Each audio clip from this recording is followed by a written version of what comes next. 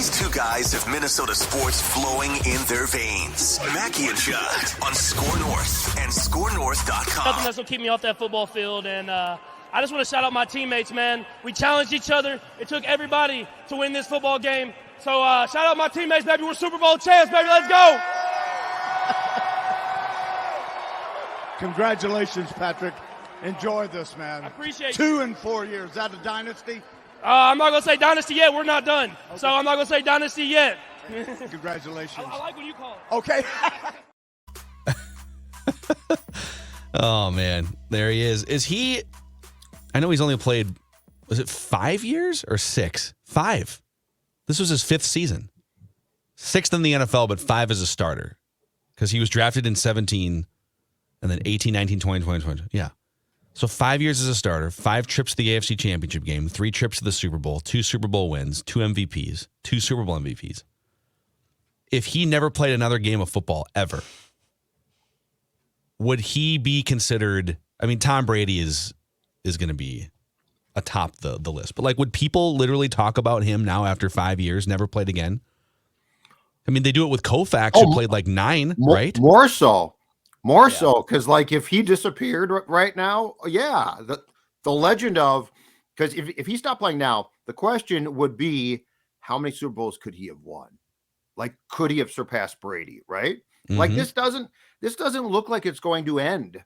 This doesn't look like, oh man, teams have figured out what Mahomes does well, and he's slowing down. I mean, the man played on a high ankle sprain and was running faster than most guys can run. So yes, I think that he is charting a course right now, where no matter what takes place from today forward, he is in the conscious of football history. Yeah, we'll get to statements here, and you guys take it whichever direction you want to talk. Vikings angle, you want to just get into like the Rihanna halftime show, whatever we want to get into here. But I see a section of Vikings internet. Cousins Crusaders love to do happy dances every time something happens that validates their stance that like Kirk is a football victim for life. Matthew Stafford won a Super Bowl. See? Well, okay. They're two different humans. Matthew Stafford doing something a year ago has nothing to do with Kirk Cousins and what his 10 plus years in the league was. But another one happened yesterday, which is, Patrick Mahomes, you guys always talk about you can't win a Super Bowl if one player makes 13.5% of the salary cap. There he is. Patrick Mahomes was at like 16 or 17%. So now that argument's out the window. Well, he's Patrick Mahomes.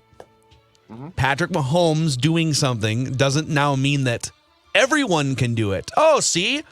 You just have to put a couple pieces around Kirk, and then he can also, in fact, give him a raise. Let's get him up to the Patrick Mahomes level and turn him loose. I just find the dances that everyone does the day after is like validation for Kirk Cousins' mediocre football career to this point. If that's what's taking place, what makes that super intriguing is the parallel is this then. Okay, Justin Jefferson's gone. Right, because that's what the Chiefs did. Tyreek Hill. They basically can you make a star out of that Rutgers 7th round pick guy? Yep. They took their version of Justin Jefferson and willingly traded him because they said our quarterback has to make X amount. So that's the question. If you were to take Jefferson, call him in today and say, you know what? We are riding or dying with Kirk Cousins. JJ, you are going to look great with the Raiders or, I don't know, the Rams. Take your pick. That's the equivalent. That's a great comeback because it's kind of the opposite of what people want. It's like, you got Kirk. You just got to give him support. Go get him 5 more defensive players. Go get him a couple more guards, a receiver. The Chiefs are stripping weapons away from Patrick Mahomes and replacing with, let's see if Juju Smith-Schuster still has a chance to be relevant. Let's go get, Valdez Scantling from the scrap heap in free agency and see. And, dude, how much do you feel if you're Tyreek Hill this morning? Has he tweeted or posted anything on Instagram? I didn't look. You are sent away for draft capital. Oh, the Chiefs are never going to. Remember what he said? He said something about, like, he made a couple comments. in the offseason about how Tua is every bit the quarterback of Mahomes or something. I love those. You're watching those Greg guys Jennings. win the Super Bowl. Christian Ponder, I can make him. No, actually, you can't. No, that's not how it Not to compare Tua to Ponder. All right, Judd, you lead us All right. off here. Statements Monday. All right, my first On the statement- 9th anniversary of Mackey and Judd, by the way. Oh, today- is it really? It's emotional. 9th anniversary of I didn't Mackey and think of Judd. that. That's right. Oh. That's right. The our first show was on the heels of the ill-advised Russell Wilson pass, right? That I think it picked was. off Yes, yeah. by Butler. No, all right. Yeah. My first statement is this: let the fun begin. Let the fun begin, because if you're a Vikings fan, now it gets good. Now it gets intriguing. The combine is coming up at the end of the month, and that will be followed by, I think I got this right, pro days, free agency. I mean, well, wait, no, the legal tampering period. And then right Yes. after that, the beginning of the new league year and free agency, followed by a ton of draft speculation, but more importantly, a ton of roster moves as well. So I've always considered, if you don't make a extended playoff run, that the dormant time is really from the day that your season comes to an end until the Super Bowl is done. And then it's not dormant. It's great fun. So let the fun begin. If you're a Vikings fan, this is going to be a fantastic time. It's going to be an intriguing time. And most of all, it's going to be a time that Purple Daily is recklessly speculating to you on a daily basis, because this is, as Phil will tell you as well, this might be the most fun just as far as going through possibilities and player availability. Yes, and Val, I'll piggyback off what you just said, that Adam Thielen is at the forefront of some of the things that could happen here. So Adam is on the hook, or I guess the Vikings are on the hook for a $19 million cap hit on Adam Thielen's 2023 contract. Thielen did the media round. So here's my statement. Adam Thielen has a very clear agenda. So he, whether it's with the Vikings or elsewhere, he wants to make money, but he wants a more active role. That's the thing, though. I don't really understand. Like, he wants to feel more appreciated. Wants to feel like he's a big piece to the puzzle, right? Like his wife put those messages out, and he did confirm that the Vikings are working on some things as it pertains to his contract. And by working on some things, I think that just means pay cut, right? Like he's going to make less money if he stays with the Vikings, and he's trying to figure out, okay, where's that breaking point where I would just rather you cut me so I can go sign with some other team. Right. But what is he looking for that the Vikings didn't give him last year? He got paid a bunch of money, and he was the second most targeted pass catcher on the team. Yep. Well, like, what am I missing? I think one is, I think that he wants to be seen, I think, as more of the guy that he was with Diggs, which was, but he's not. I agree with you there. I'm saying my interpretation of what his wife has said and what he has said is he wants that role back. He doesn't think he's cooked. He thinks that he was hurt and he's going to come back. I think that he's probably cooked. But, and this was, I think, brought up by AJ Hawk, if I'm not mistaken, and Declan might have played this on Friday's show on McAfee's program, which is, you know, you could give him the majority of his 2023 salary as a signing bonus and get that off the cap then. So it's just a single check, and then pay him the minimum, and that goes on the cap. But of course, again, that is kicking the can down the road. Well, then you're putting more, but when you do the signing bonus thing, you're putting more cap hits into future seasons, right? Exactly. Yes. No, that's the point. But what I'm saying is, I don't know that he understands a pay cut is coming. I think he thinks, okay, just restructure it and kick the can down the road and give me my money, man. And they're probably saying, no, you're not worth this. So long story short, yes, I think this is going to be a very intriguing and probably, if not messy, a potentially complicated divorce between Thielen and his boyhood team. Yeah, and just to be clear here, here's what he told the McAfee show. We're working through some stuff because I got a big cap hit, Thielen said. So he understands what's happening here. They're going to try and do something, so we'll see. But then he reiterated he wants to help a team, show a team he can play at a high level, help them win football games. Talked about growing up watching Chris Carter, Randy Moss. I want to retire a Viking. Will that happen? I don't know. This is also a business. That's the thing. Want to retire a Viking. But if the Vikings say, for us to be a Super Bowl contender, you have to be a clear number 3 receiver that makes a fraction of what you're making. If you agree to those terms, we would love to have you around. You're a leader. You're a face of this franchise. I don't think he would agree. So if they set new terms and say, we want you to retire a Viking too, but it's got to be on these terms. If he says no, then he doesn't really want to retire as a Viking, right? No, he doesn't. No. So that's like when they throw, it's all semantics when they say stuff like that. It's Kyle Rudolph 2. It's the same movie. We've seen it before. It's just the sequel. It's, I want things on my terms. And I guarantee you, he was not. It's kind of gaslighting a little bit. It is gaslighting. Well, for sure. But I guarantee they don't want me. No, they want you. Just not at $19 million on the cap, guy. Let's just get divorced, okay? First of all, I don't want you no more. And second of all, I guarantee you, he was offended not by the clear-cut greatness of Justin Jefferson. He was offended by the emergence and trade for TJ Hawkinson, who in his mind took his role. But it was a great move. It helped the offense a lot, yeah. I know, but he thinks I'm going to come back and be viable, and I'm still Adam Thielen, and now I can resume my role. I think this is one. I'm done trying to play nice here. This is one where what? Judd's taking the gloves off. It's just time for divorce. But that's the thing is, like, you bring back guys like Kendricks, and then you're like, well, because we still love you. You don't owe that to anybody. You each gave each other a lot. And it's time. And you know what? If Thielen wants to go to the Titans and play and he's good, God bless him for that. But that's the thing about this. This is day old bread, man. This is shelf life. Sometimes you got to just toss it in the garbage because it didn't sell. I love it, Judd's. Judd's not messing around anymore. But you got to make moves. That's how you're going to win a Super Bowl. Yeah. All right, Dex. All right, my first statement after watching both these teams, obviously great quarterback play. There's some great skill position guys on both these teams, but to be honest, the biggest takeaway, it starts in the trenches. That's my statement. It starts in the trenches. The Eagles have a great offensive line. The Chiefs have a great offensive line.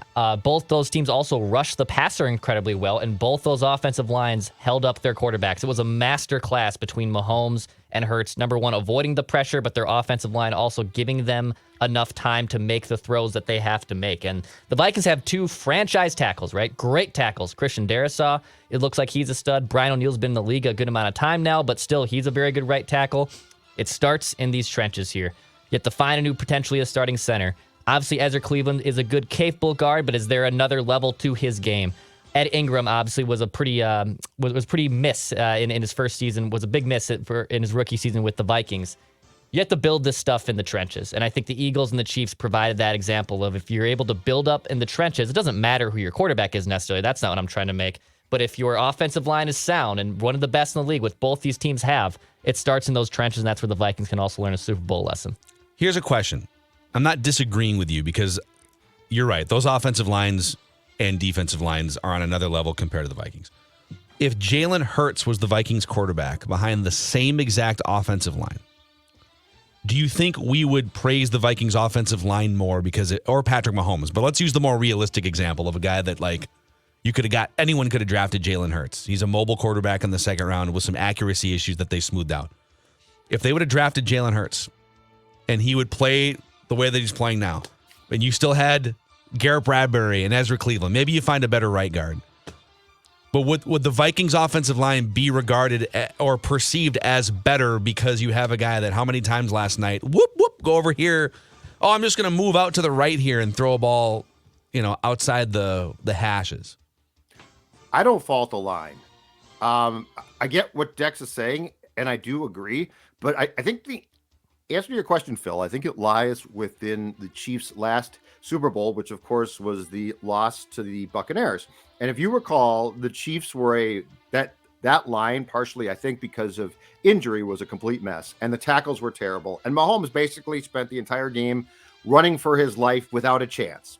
And so that was an example of why your tackles have to be good. Like you need, but I struggle with faulting the Vikings line a lot from this year. And the answer to your question, in my opinion, is I think that Hurts or Mahomes behind this line, especially with those two tackles, would be damn good. Now, previous lines, no. The Vikings put out some garbage there. But this line, aside from the right guard, was pretty damn good. And the other thing is, and it's partially because that they can just with their feet move the pocket, but also just their flat out ability instinctually. If you watch these two QBs, their ability to run, but also know when to run and take off, like that saves a lot of problems. Because if things break down, guess what? He's gone. I mean, Hurts has zero problem. He might take off too much. I don't know. But I think the Vikings line is actually at a pretty good place. And if Ingram improves a bit, I think it's in potentially a really good place. I don't think we harp on it as much if it was the quarterback reversal, to your point, Phil. I don't think we harp on the offensive line as much because he is able to be elusive and get away from it. Perception, I guess, changes a bit, but I think there's we also, as Minnesota Vikings fans, they just love to harp on the line. It's also just a classic football thing of calling in to bitch about an offensive line. People always like misperceive how bad their offensive line is compared to all the other teams. Yes. So that's also a thing for sure. Even the best offensive lines are still giving up a ton of pressure because it's the NFL.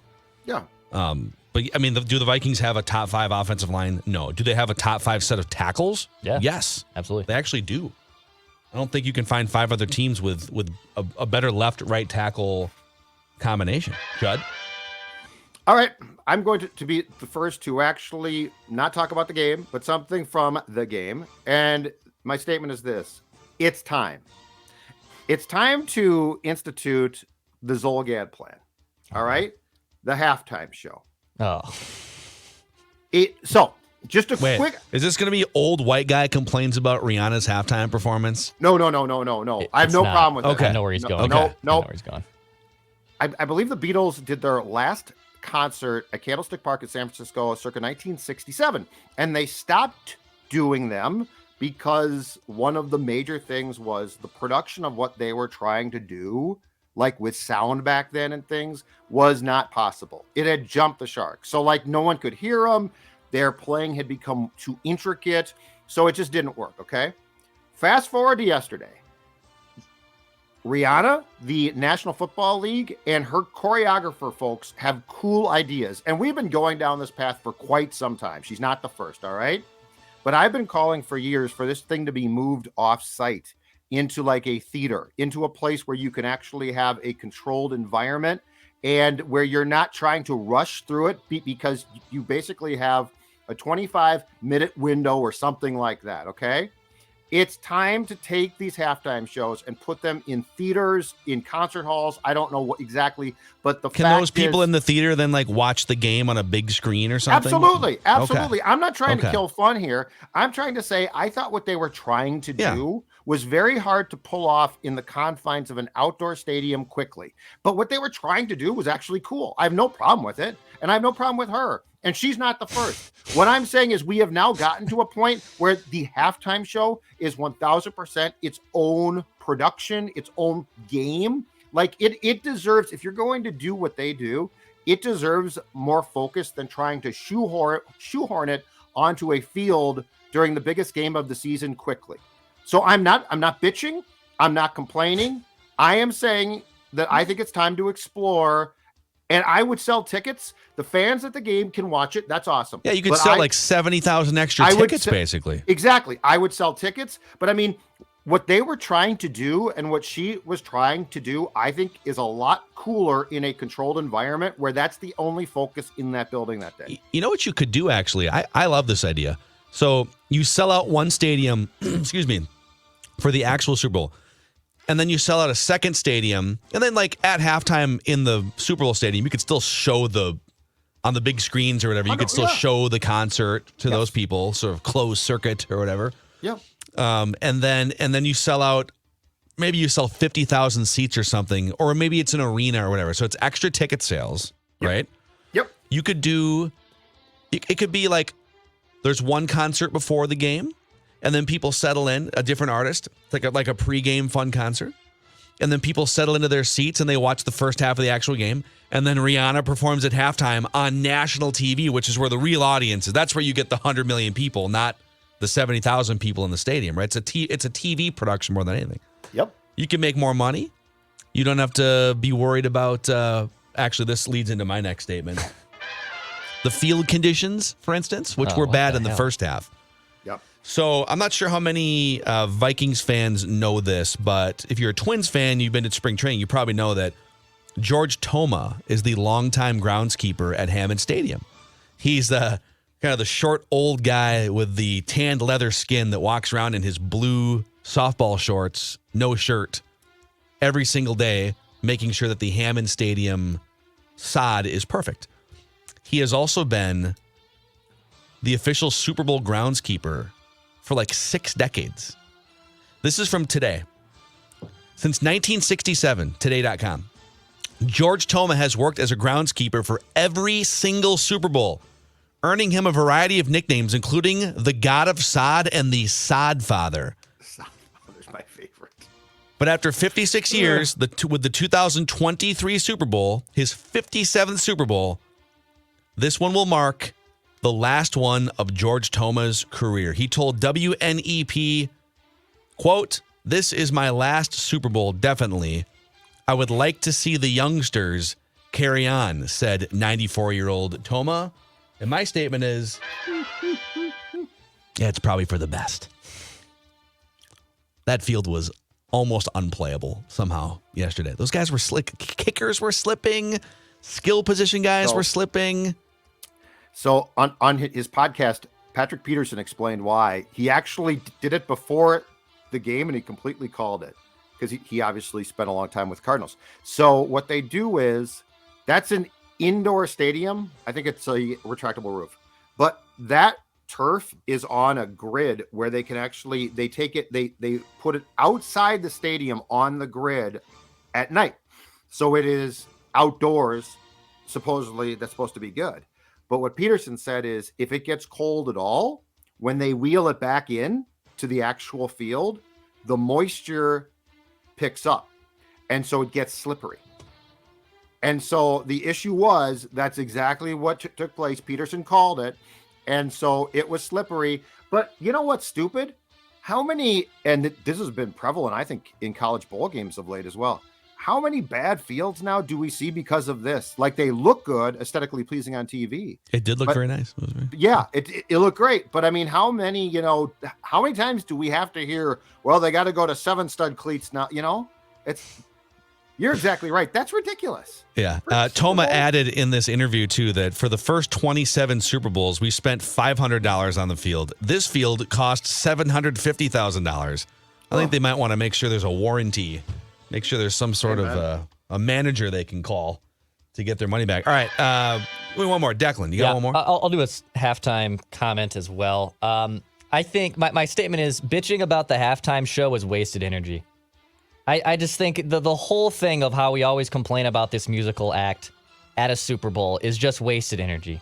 We're here to watch a football game, eat some snacks. Dude, she was like 6 months pregnant doing a freaking halftime show. Maybe watch some funny commercials. And in the break of that 13 minutes, the 13 minutes of the 4-hour affair, we're going to get out a keyboard warrior because we didn't like the musical performance at a football game. It's wasted energy to complain about this. I thought she was great. Personally, I thought she was great. She's excellent. And her music catalog is absurd. Dave Bessler, our CFO, just knocked on the door. He said, "Hey, did you hit any of your Rihanna songs?" And I said, "I got 1 out of 5 because she has so many damn hits."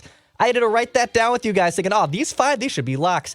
She only sang 1 of those songs. Yep. She was incredible, but I think the whole thing of people complaining, this happens every year, right? It happens every year. People come out on their keyboards to complain about the musical act of the Super Bowl. And if that is like your biggest takeaway from the Super Bowl, that you can't stand the musical act, I think you're wasting your energy on your Sunday. Bravo. I'm with Declan on this one. Okay. I have no problem with that. I'm trying to fix the damn thing. I like Judd's I'm trying solution. to help the league. I'm trying to help the league here. I think post-game.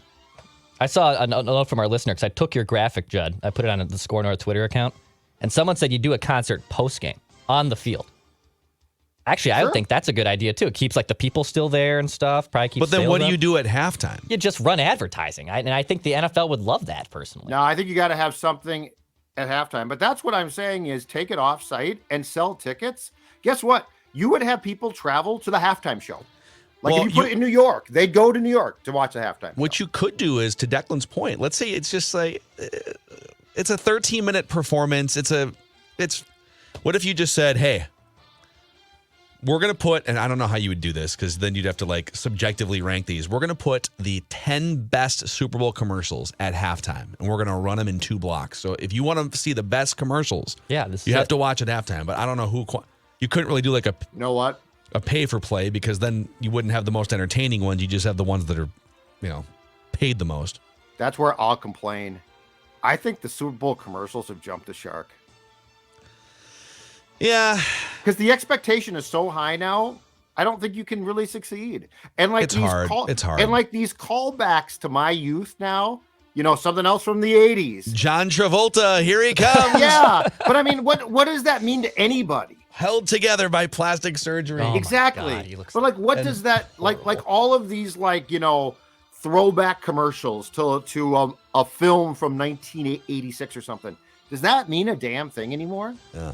Do you care? Yeah, I don't think the commercials are necessarily worse. I think it's just hard to live up to. Now everyone's waiting for it. Like in the early 90s, it was kind of snuck up on you. It's like, whoa, these are hilarious, creative. And you weren't exposed like 30 years ago. You weren't exposed to like hours of media and stimulation. Your bar for what you will sit through for 30 seconds is so much higher now than it was. You're past it. Actually, I thought the most creative commercial was when they did the broadcast booth. Hey, the first half they were speaking, and then Tubi, like those SOBs. Tubi tricked a lot of people with smart TVs into thinking that someone in the room changed the channel as they were coming back for the second half. I don't know if you saw that one, Judd, or if you were going. I did. Yeah, I accused my fiance's stepfather of like, what are you doing? I literally said, what are you doing? What are you doing? Really? What are you doing? Yeah, I thought he was changing the channel. I was like, what are you doing, dude? He was like, I'm not doing anything. My wife did that to me too. We were watching on because our stuff is still arriving in transit at some point. We were watching on a laptop, and she's like, whoa, what's happening? What's happening? I'm like, it's Tubi. I totally got that because it came on. It was a little bit the whole context of the picture was altered just a little bit. So I'm like, yeah, it's clearly a commercial. Yeah, okay. Yeah, you've watched enough. Real quick, one more. Greg Olsen is incredible at his job. He's pretty good. And at some point in a couple of years, he's going to get bumped for Tom Brady probably, but it might not be for long. He's got to hopefully land somewhere in a prime time. I don't want him doing like the third game on Fox with Kenny Albert. We're here in Detroit for another Bears-Lions extravaganza, noon on Fox. Hey, lay off my guy, I'm Kenny. here with Greg Olsen. I'm feeling very throaty today. The guy works more sporting events than anyone It ever. is absurd. Actually, you know what? One of the great upsets that I would have never told you when the season started, but I will now, is this. Greg Olsen is the best analyst going in the league right now, and Tony Romo has fallen down my rankings substantially. Well, didn't CBS have like a come to Jesus meeting with Tony Romo? CBS denied it. The Post reported it. I'm going to say the Post is right. Yeah. And they're not wrong. He has lost the fastball in aggressive fashion because I think that the whole thing is he doesn't do prep. I think that first year he was just unbelievable because he got the bag. He had $20 million, and he knew what But at that time he just got done playing, so he knew what everyone was doing, right? Yeah. And now things change, things evolve. He has fallen down my rankings substantially. I'd have to kind of compare, I guess, because we don't get a ton of Tony Romo games. And usually if there's like a late afternoon game that you might follow on Red Zone or something, we're doing Vent Line. So I haven't had enough Tony Romo exposure, I guess, in the last couple of years. I thought the playoff game with Jim Nantz was real troublesome for me. And Olsen's good. You're right. Real quick, on-air production meeting, because I know, Dex, you have a Realistic Randy coming up. Would you guys want a table wild discussion for, like, tomorrow? That's probably fine. They got a big game. Judd, by the way, Sam Steele scratched, too, so we can talk about all this tomorrow. You know what's funny? Judd. He actually played well Saturday, and they scratched him. I'd be scratching different guys, but let's talk about that tomorrow, because there's ideas I've got that I could help Dean with. The thing, real quick, on one last thing on Greg Olsen. Well, there's three things I took note of. Like, oh yes, I've been begging broadcasters to do this and explain this.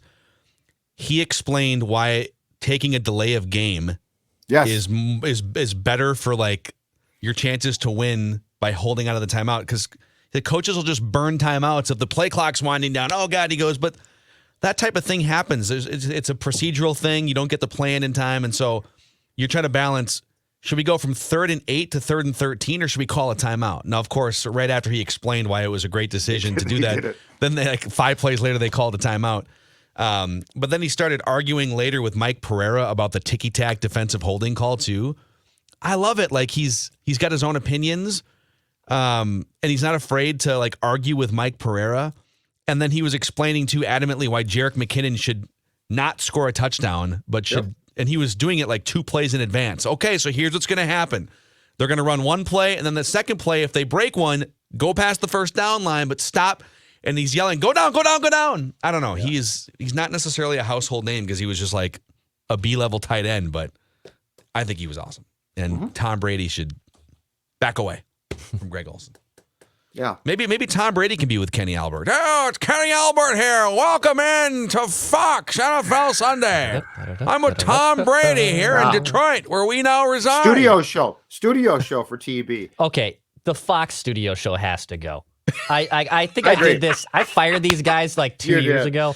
It is. Dude, it's been the same guys for 30 years. It's crazy. Awful. It's time. Like they added Strahan, they added Strahan like 6 years ago after he retired. Dude, I think it was longer than that. It was probably longer. I think it's been 15 years. That is the newest addition to that is the same other 4 bozos who are now like kind of, I mean, they're kind of getting senile. Like it's time to pull the plug here. Well, Get Jimmy Johnson, Bradshaw. I think Tony Gonzalez joined for a while and then bolted.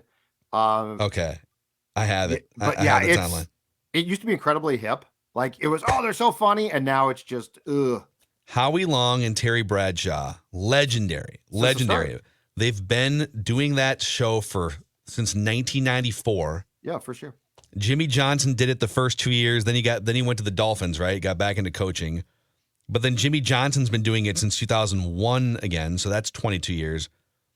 Kurt Menefee took over for JB in 2007.